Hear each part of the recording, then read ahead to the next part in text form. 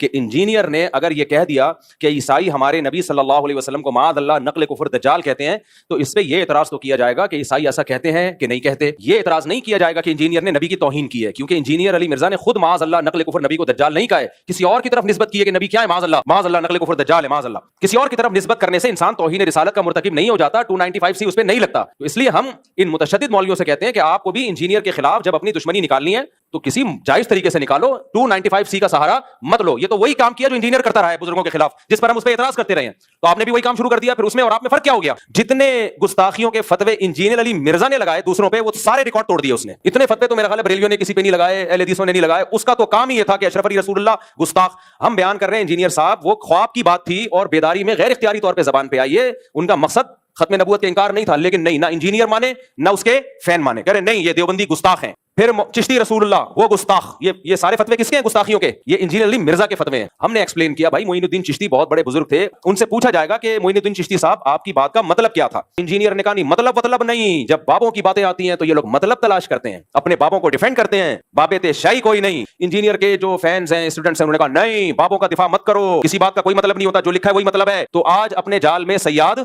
آ گیا.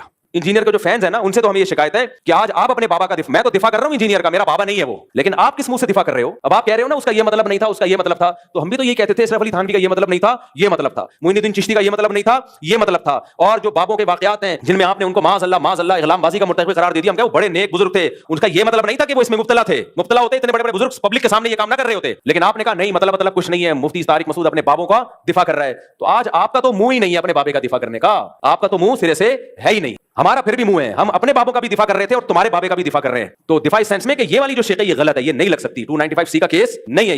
تو یہ بالکل نہیں بنتا اس موقع پہ 295C. اور جو مولوی اس پہ خوش ہو رہے ہیں نا کہ نہیں 295C پہ ہم اس کو لٹکوائیں گے، بھائی پھر آپ بھی جب کسی کا کلمہ کفر نقل کریں گے نا، جن لوگوں نے جا کے FIR کٹائی انہوں نے کیا کہا کہ انجینئر نے نبی کے بارے میں یہ الفاظ کہے ہیں، تو انہوں نے بھی تو نقل کیے نا، تو پھر ان پہ بھی 295C لگاؤ. تو میں کہہ رہا ہوں کہ یہ 295C کا قانون، یہ قانون بالکل درست ہے، ہم اس قانون کے خلاف نہیں ہے، لیکن اس کو مولویوں نے جو متشدد مولوی ہیں انہوں نے کھلواڑ بنایا ہوا ہے، تماشا بنایا ہوا ہے. یہ 295C کی توہین ہے میں سمجھتا ہوں. اور جو لوگ یہ کچھ کر رہے ہیں کل وہ سید الانبیاء صلی اللہ علیہ وسلم کو منہ دکھانے کے قابل نہیں ہوں گے. نبی صلی اللہ علیہ وسلم کہیں گے میری ناموس کا مقدس قانون تھا، کم بختوں اپنی ذاتی دشمنی کے لیے تم نے اس کو استعمال کیوں کیا ہے؟ باقی جو جائز استعمال ہے ہم اس کو مانتے ہیں. جو کارٹون بنا رہے ہیں نبی صلی اللہ علیہ وسلم کے معاذ اللہ نقل کفر، اس کی تھوڑی کوئی تعویل ہو سکتی ہے، صاف لفظوں میں تمسخر کر رہا ہے اور اس کی زندگی بھی بتاتی ہے کہ اس کا کام ہی یہی ہے. تو اس لیے اس مسئلے میں بابا آگے دوہل کہتا ہوں، چاہے انجینئر سے میرے 100 اختلافات ہوں، لیکن یہ جو 295C اس بیس پہ لگایا گیا ہے تو یہ توہین کا کیس نہیں بنتا اس پہ. ہاں انجینئر نے اس کے علاوہ بہت ساری فضول باتیں کی ہیں. مولانا عمران صفدر صاحب ہیں، قیصر احمد راجہ صاحب ہیں، آپ ان کی ویڈیوز دیکھ لیں. عمران صفدر صاحب نے تو ایک کچے چھٹے کھولے میں اور کس قدر بد کلامی کی ہے صحابہ کے بارے میں، کس قدر بد زبانی کی ہے صحابہ کرام کے بارے میں. تو اس پہ آپ ایکشن لیں، اس پہ ہم بھی آپ کے ساتھ ہیں.